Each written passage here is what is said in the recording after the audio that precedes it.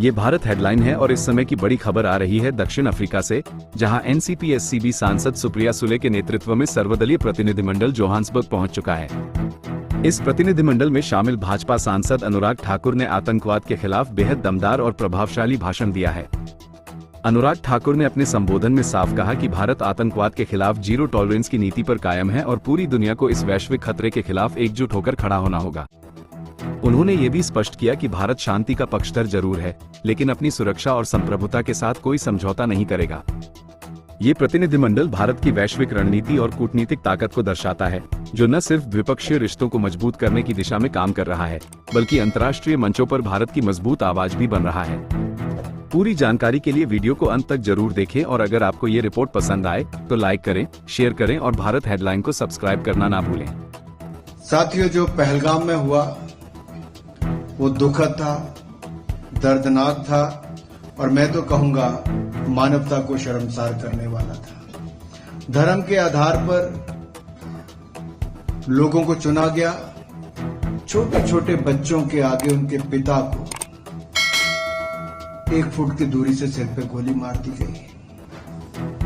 पत्नी के सामने पति को मार दिया, किसी के भाई को, किसी के पिता को मार दिया।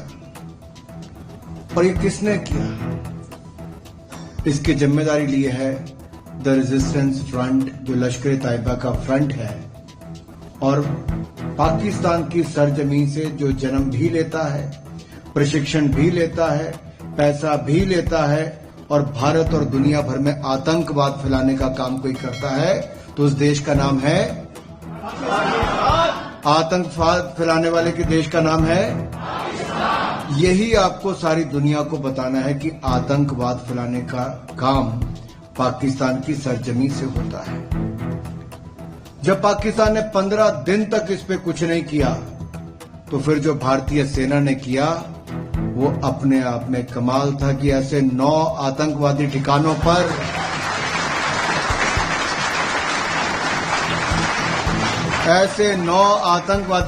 पर प्रहार किया कि उनको भी कहने पड़ा कि 10 लोग चले गए, साथ में मैं भी चला गया होता तो ठीक ही होता।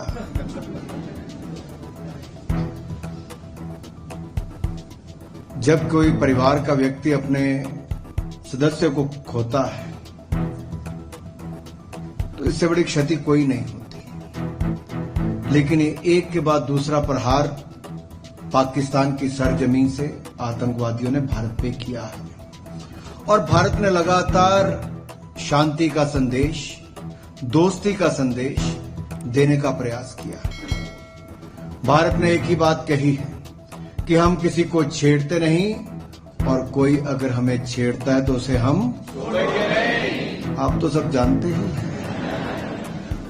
बस ये सारी दुनिया तक पहुंचाना है अपनी भाषा में, अपने शब्दों में, that India has made its stand very clear that we have a zero tolerance policy against terrorism.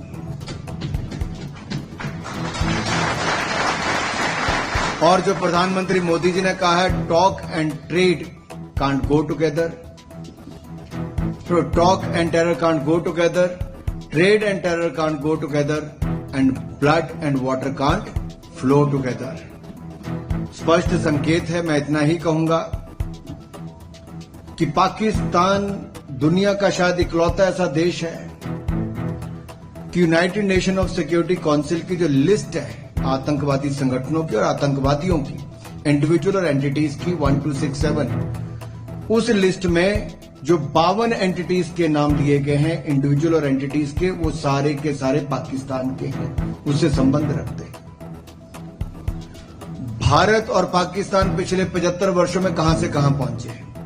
आज हम सब भारतीयों को एक बात का गर्व होना चाहिए कि हम पिछले कुछ वर्षों में, 10 वर्षों में 10वें नंबर से बढ़कर आज दुनिया की 4th लार्जेस्ट, चौथी बड़ी इकॉनमी हो गए।